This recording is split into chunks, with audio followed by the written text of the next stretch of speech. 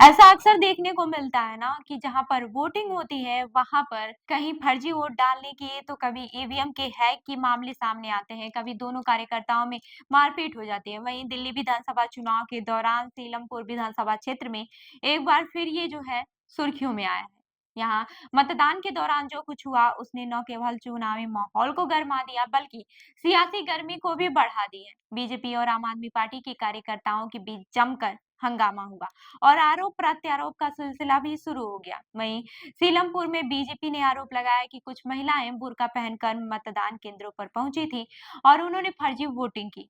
वहीं बीजेपी का कहना था कि ये महिलाएं बाहर से लाई गई थी और उनका वोट पहले से ही डलवाया जा चुका था। बीजेपी के उम्मीदवार ने यह भी दावा किया है कि आप पार्टी ने जानबूझकर माहौल बिगाड़ने की कोशिश की और कुछ स्कूलों में 200 से 300 लोग ऐसे थे जिनका नाम मतदाता सूची में नहीं था, लेकिन उन्होंने फिर भी वोट डाले। बीजेपी नेताओं का कहना था कि ये सब अरविंद केजरीवाल की साजिश थी ताकि चुनाव को प्रभावित किया जा सके और दिल्ली की सामूहिक जनता को जो भाईचारे की भावना है उनको नुकसान पहुंचाया जा सके। वहीं दूसरी तरफ कुछ स्थानीय महिलाओं मतदाताओं ने आरोप लगाया कि उनके नाम से पहले ही वोट डाले जा चुके हैं। उनका कहना था कि उनकी उंगली पर स्याही तक के निशान नहीं है, जो ये दर्शाता है कि उन्होंने वोट नहीं डाला है। इस बात को लेकर महिला मतदाता काफी नाराज हो गई और उन्हें लगता था कि उनके साथ धोखाधड़ी की गई है।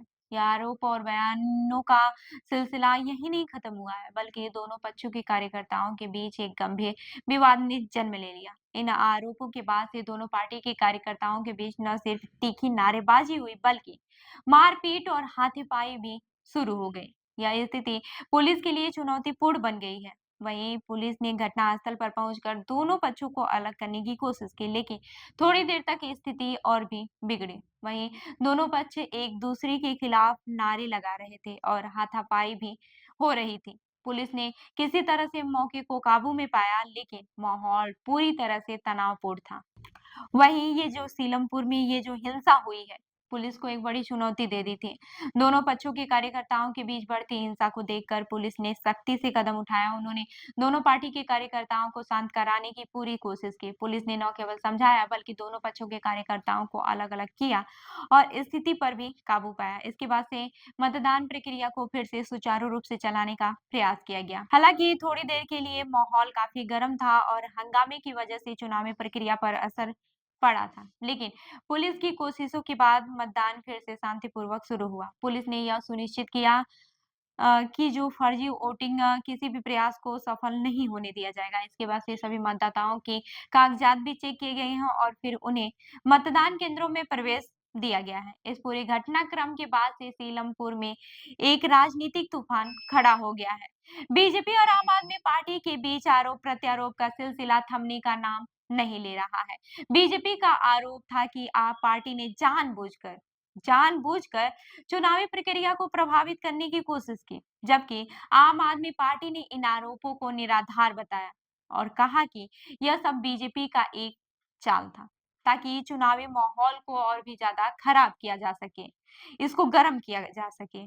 आप पार्टी ने यह भी कहा कि बीजेपी ने हर बार हारने के बाद ऐसे आरोप लगाती है ताकि जनता को भ्रमित किया जा सके। वहीं बीजेपी ने आरोप लगाया कि आप पार्टी ने वोटिंग में धांधली करने के लिए बाहर से मतदाताओं को बुलाया, उनके नाम से फर्जी वोट डाले।